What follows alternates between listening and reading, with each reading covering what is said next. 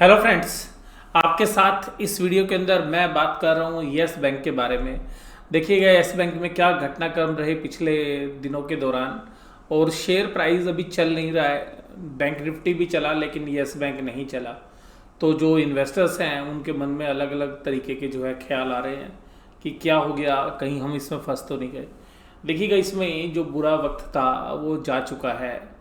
और वो राणा कपूर ने जो इसका सत्यानाश किया बैंक का, और जो वेल्थ डिस्ट्रॉय की है इसने, वो किसी से जो है छुपी नहीं है। अब जो ये शेयर था राणा कपूर जी के बाद जो फिर रवनीत गिल जी ने जो है इसका सत्यानाश किया, और उसके बाद अल्टीमेटली सरकार को जो है लेना पड़ा। तो अब देखिएगा ये जो शेयर्स की वैल्यू है 12-13 रुपये के आसपास चल रही है। ये वास्तव में इस बैंक की रिप्लेसमेंट वैल्यू भी नहीं है। तो आप ये समझ लीजिएगा कि जो इनके पास ब्रांचेज हैं और जो इनके पास स्टाफ है, ये उसकी वैल्यू है केवल 13 रुपये, जो अभी शेयर की हाल फिलहाल वैल्यू है।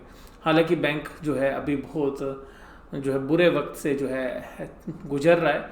लेकिन देखिएगा जो भी टर्न अराउंड स्टोरीज होती हैं, तो टर्न अराउंड स्टोरीज के अंदर क्या होता है कि जब तक वो टर्न अराउंड नहीं होगी तब तक आपके पैसे नहीं बनेंगे। तो ये एक पेशेंस का गेम होता है। तो येस बैंक के अंदर पहले जैसी स्थिति नहीं होती है जैसे कि फ्यूचर्स एंड ऑप्शन में होता था, और शेयर देखिएगा एक ही दिन में 20-20, 30-30% ऊपर या नीचे होता था। तो वो दिन देखिएगा इसके गए। अब ये कैश का शेयर है, बड़ी कैपिटल है, तो यहाँ पर देखिएगा सारा दारोमदार इसके टर्न अराउंड पे है। तो शेयर हालांकि रेंज में चलता रहेगा, 12-13 रुपये से लेके 17-18 रुपये, 20 रुपये तक भी जो है जा सकता है। लेकिन देखिएगा बहुत बड़ी जो तेजी है वो इसमें तभी बनेगी जब ये पूरा बिजनेस टर्न अराउंड होगा। तो it will take at least 2 to 3 years. और उसके बाद देखिएगा जो कोविड की सिचुएशन आ गई बैंकिंग स्टॉक्स के लिए, तो वो एक जो है ख़राब समय के लिए जो है संकेत कर रही थी। लेकिन फिर भी देखिएगा जो ट्रेडिंग रेंज है उस रेंज के अंदर ये शेयर रहेगा। और ये पूरी मार्केट को पता होता है कि इस तरीके की जो रिप्लेसमेंट वैल्यूज़ है, यानी कि इस तरीके के बैंक को खड़ा कर पाना जो है आसान नहीं है। और जो वैल्यू इसको मिल रही है अभी, ये वास्तव में इसकी रिप्लेसमेंट वैल्यू है। तो जैसे जैसे समय बदलेगा, बैंक टर्न अराउंड होगा, तो आप किसके अंदर देखिएगा एक अच्छी रिटर्न ले सकते हैं। लेकिन ये शॉर्ट टर्म के अंदर कुछ नहीं देगा। शॉर्ट टर्म के अंदर आप केवल ट्रेड कर सकते हैं, ऊपर शेयर जाएगा नीचे आएगा। तो अभी देखिएगा इसमें ओवर ओनरशिप है इस शेयर्स के अंदर। तो ऐसा जो नहीं है कि अब ये शेयर 1-2 रुपये या 5 रुपये का हो जाएगा। हालांकि हमें लगता है कि ये इस रेंज के दौरान जो है ये चलता रहेगा। मैं पहले भी आपको अपनी वीडियो में जो है शेयर करता रहा हूँ। आइएगा अब इससे संबंधित कुछ खबरों के बारे में बात करते हैं। देखिए दिल्ली हाई कोर्ट ने अलाउ कर दिया है येस बैंक की मैनेजमेंट को कि आप जो है आप लोग जानते हैं जैसे फोर्टिस हॉस्पिटल के जो प्रमोटर्स थे पुराने, शिविंदर मोहन सिंह और मलविंदर मोहन सिंह, यानी कि एसएमएस और एमएमएस, ये जो दोनों भाई हैं, इन्होंने ठग की वाला जो है काम किया है, दुनिया को खूब लूटा है। इनके फादर मोहन सिंह ने जो है रेनवैक्सी कंपनी जो खड़ी की उसका इन्होंने सत्यानाश कर दिया। और सत्यानाश करने के बाद अब देखिएगा सब लोग इनके पीछे लगे हुए हैं। तो जिन जिन लोगों से इन्होंने उधार लिया सब इनके पीछे लगे हुए हैं। इसी तरीके से एक एक जापानीज़ कंपनी जिनको इन्होंने कंपनी बेची थी दाइची, उनको भी इन्होंने ठगा। अब वो भी जो है आप देखिएगा आर्बिट्रेशन कोर्ट के अंदर खड़ी हुई है। तो अब यहाँ पर दिल्ली हाई कोर्ट की प्रॉपर्टी पर वो भी दिल्ली हाई कोर्ट ने जो है येस बैंक को प्रॉपर्टी के ऑक्शन करने की जो है इजाज़त दे दी है। लेकिन वहीं पर जो दाइची है वो भी अपना हक मांग रही है। तो मुझे देखिएगा वो इंटरनेशनल कोर्ट के अंदर जो है वो मामला जो है पेंडिंग है। तो हाई कोर्ट ने यही अलाउ किया कि आप इनकी प्रॉपर्टी बेच सकते हो, पैसा एक एस्क्रो अकाउंट में डाल लीजिएगा, स्पेशल अकाउंट में, और इन किससे जो है आप पैसा वसूल करिए इनकी प्रॉपर्टी बेच के। तो अब देखिएगा जो दिल्ली हाई कोर्ट ने ये दिशा निर्देश दिया है, ये वास्तव में जो फोर्टिस हॉस्पिटल की जो होल्डिंग कंपनी है, फोर्टिस हेल्थ केयर लिमिटेड की जो होल्डिंग कंपनी थी, उसकी ने जो है येस बैंक को ये प्रॉपर्टीज़ गिरवी रखी थी और लोन के एवज में। और देखिएगा ये ऐसे प्रयास किए थे कि इन्होंने मिल के जो है बैंकों को ठगने की कोशिश की और बाकी भी जो क्रेडिटर को ठगने की कोशिश की। तो देखिएगा आज की डेट में ठगी के जो कॉरपोरेट ठग के रूप में जो है इन दोनों का जो है बहुत बड़ा नाम है।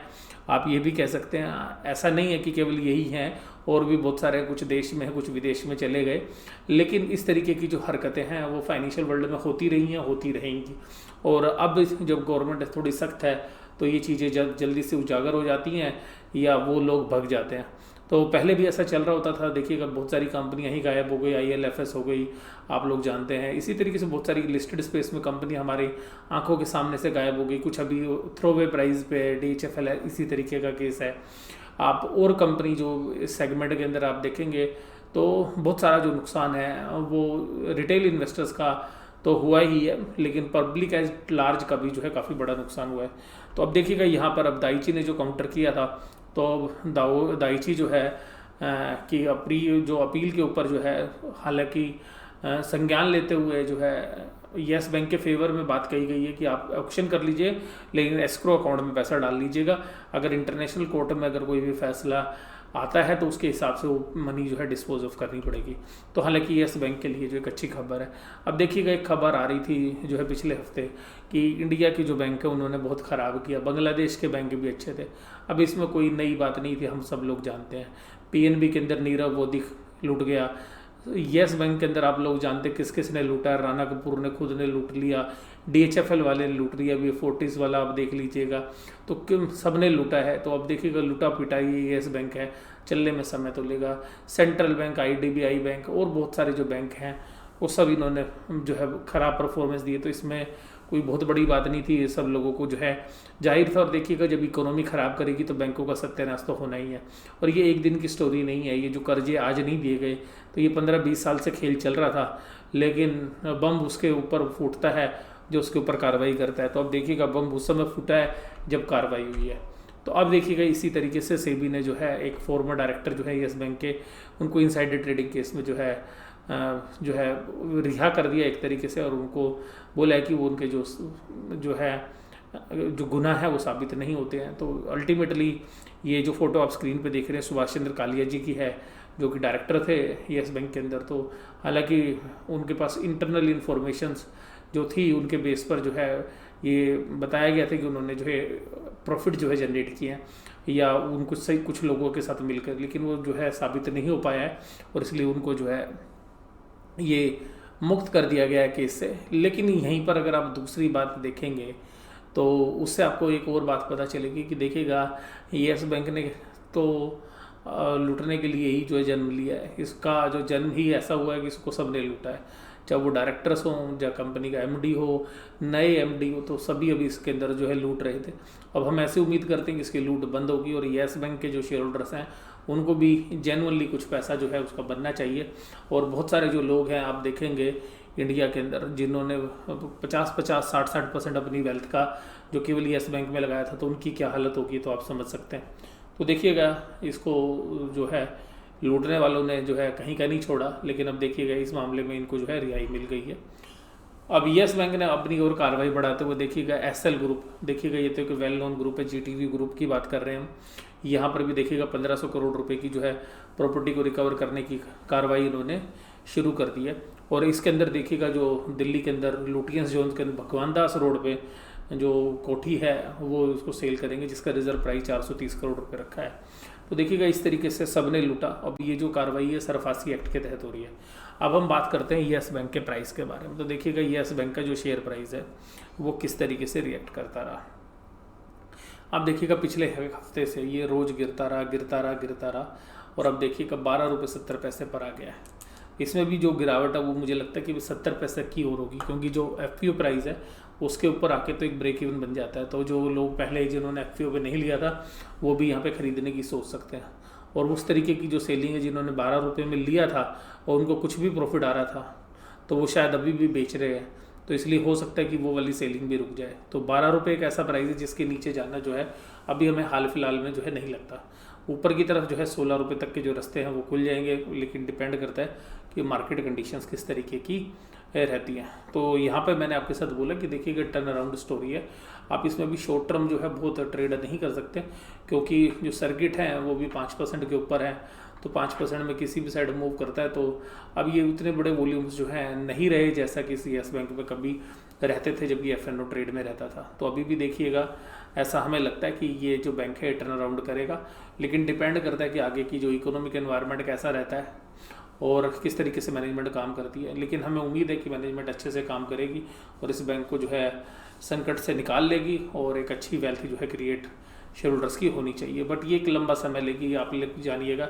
आप खरीदने के बाद इसको अगर रोज़ देखेंगे तो आप केवल परेशान ही रहेंगे, क्योंकि ये शेयर एकदम जो है नहीं चलने वाला है, इसकी जो मूवमेंट होगी वो बहुत स्लो होगी, और जब ये संकट से बाहर निकलेगा तभी जो है इसमें बड़े मूव्स आपको आते हुए जो है नजर आएंगे। और कैपिटल भी देखिएगा बड़ी है, इस बात से भी इनकार नहीं किया जा सकता। मैंने पर्सनली भी देखिएगा FPO के अंदर इस शेयर्स में पैसे लगाए थे, और मैंने 15.5 रुपये के आसपास मैंने इससे एग्जिट भी किया था, और मैंने कहा था कि 1 महीने में अगर 20% से ज़्यादा पैसा बन रहा है तो मैंने एग्जिट ले लिया। लेकिन मैं ऐसा नहीं मानता हूँ कि इसके अंदर जो है टर्न अराउंड की स्टोरी ख़त्म होगी, टर्न अराउंड अभी भी पॉसिबल है। तो आपको जो है मैं सारी बातें जो है खुल के इससे संबंधित करता भी रहूँ, और लेकिन मैं अंत में यही कहूँगा कि देखिएगा पैसा आपका, निवेश आपने करना है, रिस्क आपका है। और आजकल तो एक डायलॉग बड़ा फेमस है स्कैम 1992 फिल्म से, रिस्क है तो देखिएगा आपको इश्क भी होगा, यानी कि रिस्क से आपको इश्क करना पड़ेगा अगर स्टॉक मार्केट में है तो। और ये उस फिल्म का एक बेहतरीन डायलॉग है, अगर आप ये कह सकते हैं, बड़ा फेमस डायलॉग है। तो आप ये भी कह सकते हैं कि रिस्क है तो इश्क है, तो रिस्क है तो इश्क है। तो ये सीधी सी बात है, इसके अंदर भी देखिएगा रिस्क तो है, अभी ना चलने का रिस्क जो है सबसे ज़्यादा है।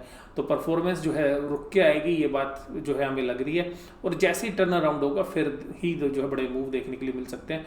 और जब भी टर्न अराउंड करेगा तो देखिएगा SBI भी इसको अपने पास नहीं रखेगा, इसमें कोई ना कोई बड़ा प्राइवेट प्लेयर जो है इस बैंक को लेता हुआ नजर आएगा, चाहे तो वो बाहर के इंस्टीट्यूशनल इन्वेस्टर्स हों या कोई इंडिया के ही वेल नोन जो बैंक्स हैं वो भी इसको जो है एक्वायर कर सकते हैं। क्योंकि जितनी ब्रांचेज हैं और जिस तरीके का स्टाफ इनके पास वर्किंग है और जिस तरीके से ये ऑपरेशनल कर रहे हैं अपनी परफॉर्मेंस को, उसके हिसाब से हमें लगता है कि आगे चल के इसमें टर्न अराउंड की अच्छी संभावना है।